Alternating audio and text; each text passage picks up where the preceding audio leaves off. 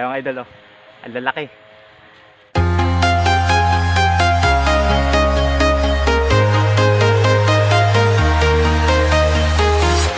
I'm walking alone, the streets are empty. The only thing I can see is my own silhouette. I'm getting Yun! Hello! What's up mga kamuratal? Welcome back to my channel. Ayan, so ang lakas pa ng kabog ng dibdib ko mga idol. Dahil kagagaling ko lang doon sa may ibabaw ng burol, sa ating baling huyan doon.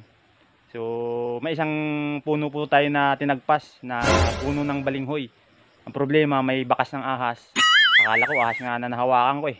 Kasi nung pagkatingin, gulo talaga ako mga idol. Yung aking ipapakita mga idol sa inyo, yung bakas ng ahas. Ayan. Dahil tag-init na ngayon mga idol, labasan na rin ng mga ahas ngayon. Dahil sila ay nagbibilad. Ayan. So malapit na sa pagiging summer. Kaya labasan talaga ng mga ahas ngayon. Medyo nakakatakot na dito sa bukid kapag ganyan ng panahon, tag-init. Kasi labasan na. Marami kang ma-encounter na ahas. What? Ayan.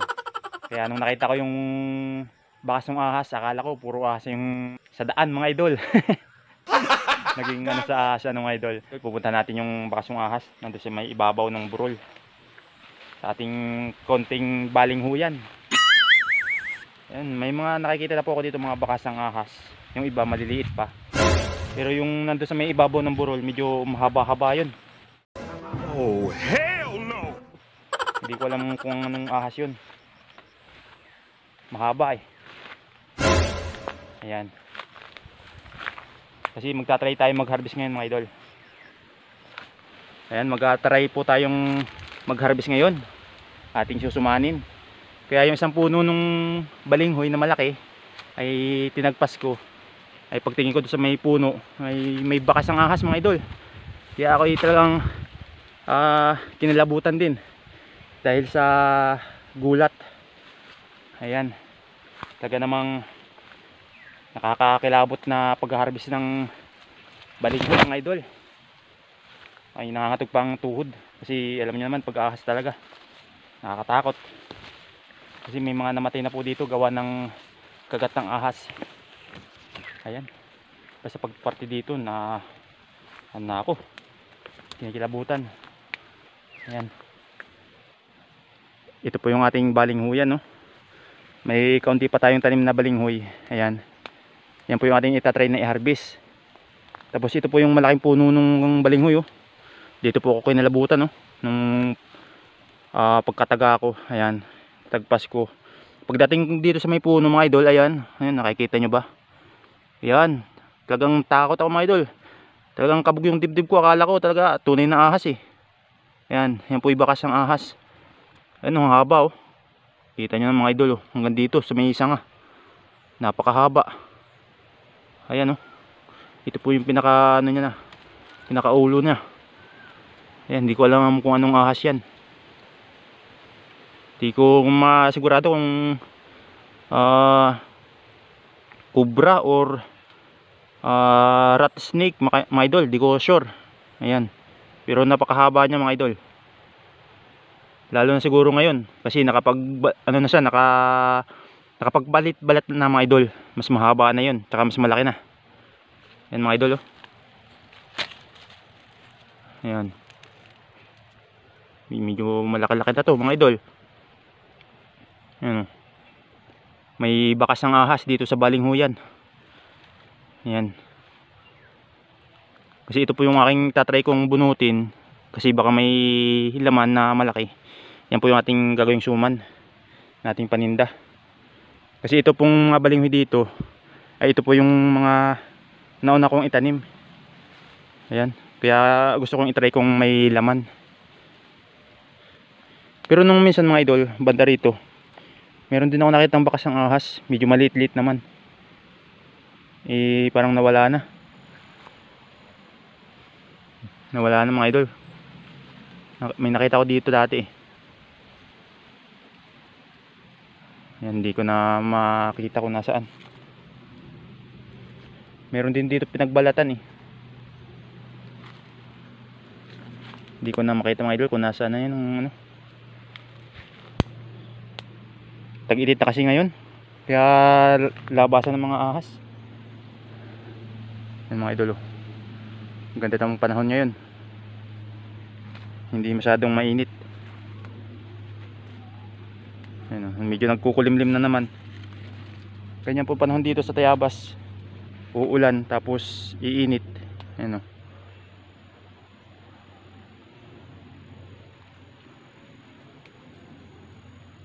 Ayan ito yung iba nating balinghoy.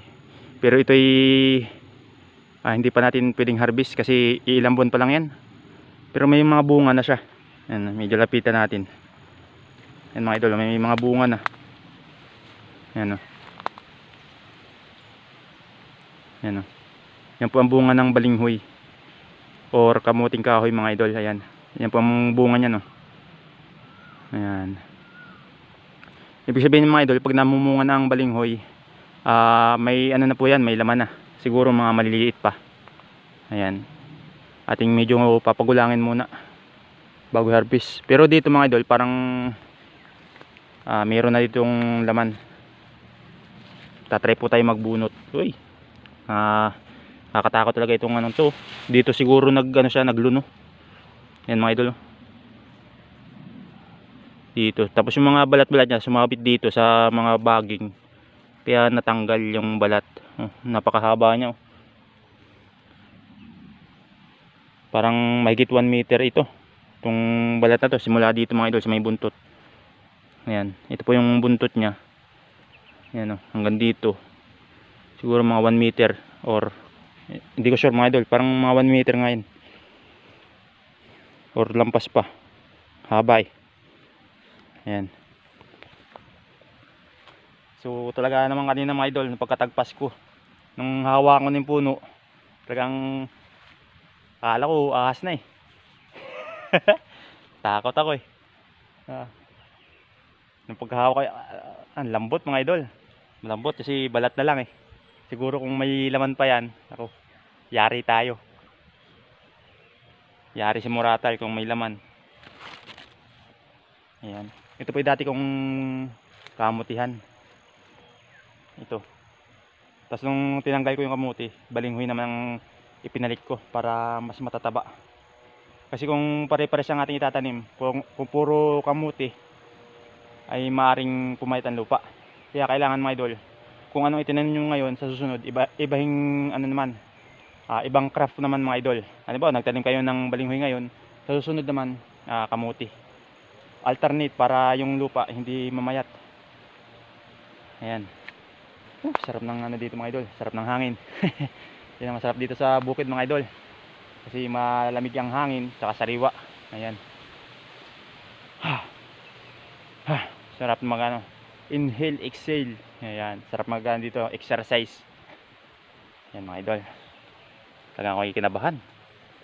Talagang nanindig yung balahibo ko eh. Nung pagkahawak ko ng ganun, no? Kasi tutumba na sana yung puno. Hinawa ko ganun. Pagtingin ko ganyan, may ano pala, may balat ng ahas. Ayan. Kung tawagin nila ay bakas ng ahas. Ayan. Kasi pinaglunuhan. Nakakatakot mga idol pag nasa gubat. Biruin nyo yun. Yun ay ano pa lang, balat lang. Wala talaga yung ano. Meron namang iba na hindi natatakot sa ahas, pero bibihira mga idol yung hindi talaga takot sa ahas. Ako taga bukid ako pero takot din ako sa ahas. Kasi pag natsambahan ka niyan, sigurado ka. Mahirap ang anti-venom dito sa bundok. Lalo't hindi natin alam yung mga halamang gamot na pwedeng panggamot. Ayan. Kasi hindi naman tayo manggagamot mga idol. Tayo magbubunot or mag-harvest ng balinghoy kahit may bakas ang ahas. Ano mga idol.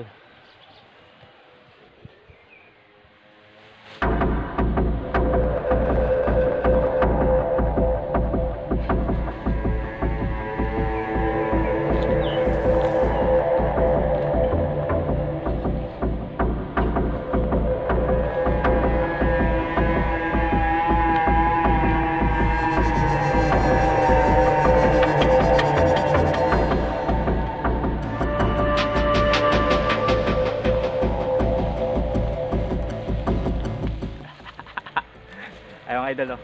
Ang lalaki. Ano, lalo nito.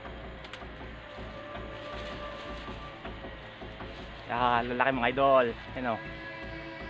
Di ba?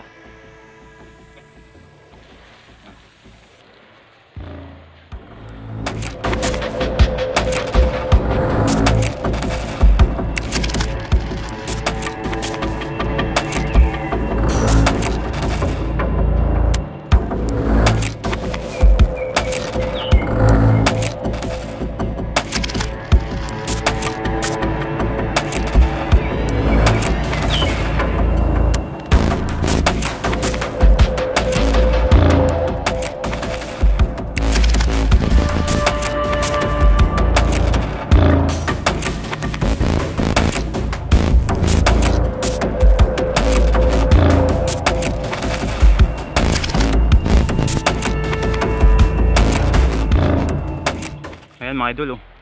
Ang lalaki ng laman ng ating balinghoy. Ang dami pati mga idol, oh. Isang puno pa lang yan. Sana marami pa na makuha natin mga idol para ating masuman. Ayan, panglako. Ayan mga idol, laki nitong isang to. Kaya siguro kung mga ilang buwan pa mas malaki pa yan mga idol. Mga gabintita ang laki niyan. Pero hindi na natin pinatagal kasi wala na tayong balinghoy mga idol. Walang deliver ng balinghoy. Yung ating nagdi-deliver sa atin. Kasi malilit daw yung kanilang balinghoy. Kaya ayan, napilitan akong i-harvest tong ating kunting balinghoy na ito. Ayan. Kaya dito muna tayo kukuha ng balinghoy. Natatakot na ako magpinangat mga idol kasi tag-init na. Nakatakot sumunod sa mga gubat-gubat na ating pinanguhanan ng pinangat ng dahon ng gabi pala mga idol. Ayan, kaya natatakot na ako magsusuot. Lalo na tag-init na. Ayan, tulad yan mga idol, oh. Yung ating balinghoyan dito. Ayan, oh, may bakas ng ahas. Naku, lalo na siguro kung sa mga gabi tayo manguha. Kasi medyo dun, malamig ang klima. Gusto ng ahas yung ganun. Kaya pagtsagaan muna natin na bunutin itong ating kunting balinghoy na ito. Tapos nakakita pa tayo ng bakas ng ahas. Hindi ko talaga makalimutan mga idol kanina. Nung pagkapit ko ng ganun talagang gulat talaga ako mga idol.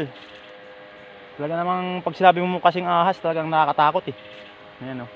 Pagka ako ng ganun, oh. Talagang gulat talaga ako mga idol. Yung aking dibdib ay yan lakas ang kabog. Ayan. Ay papalamig muna dito sa puno ng balinghoy.